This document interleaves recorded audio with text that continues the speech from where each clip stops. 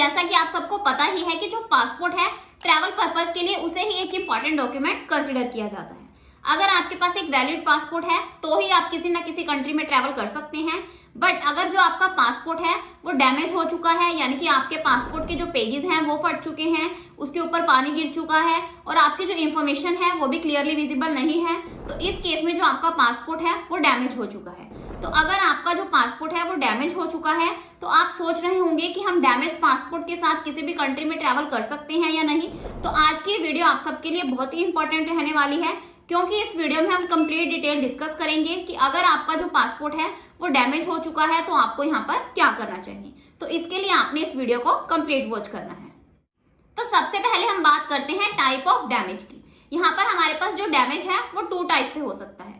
First one is minor damage and the second one is major damage. Minor damage के case में क्या होता है कि आपने अपना जो पासपोर्ट है वो फोल्ड कर लिया है, बट जो इंफॉर्मेशन है वो सारी क्या है, सेम है, यानी कि आपकी जो इंफॉर्मेशन है आपके पासपोर्ट पर वो क्लियरली विजिबल है, तो इसे हम माइनर डैमेज कंसीडर करेंगे।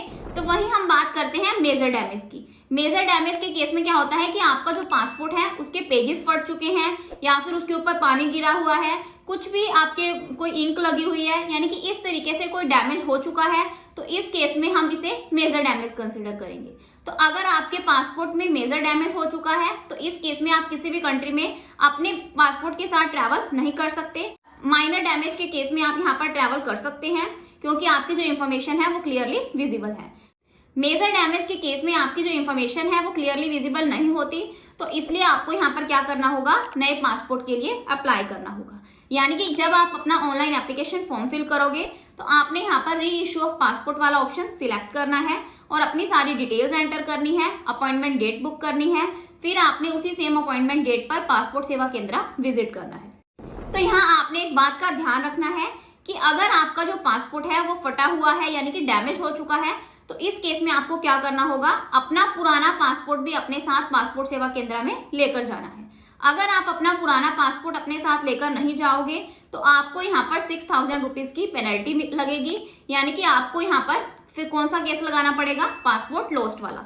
तो इस केस में आपको यहाँ पर 6000 रुपीज की पेनल्टी भी पे करनी पड़ेगी। तो इसलिए जरूरी है, चाहे आपका पासपोर्ट किसी भी कंडीशन में है, आपने अपने पासपोर्ट को यानी कि पुराने पासपोर्ट को, डैमेज पासपोर्ट को अपने साथ लेकर जाना है।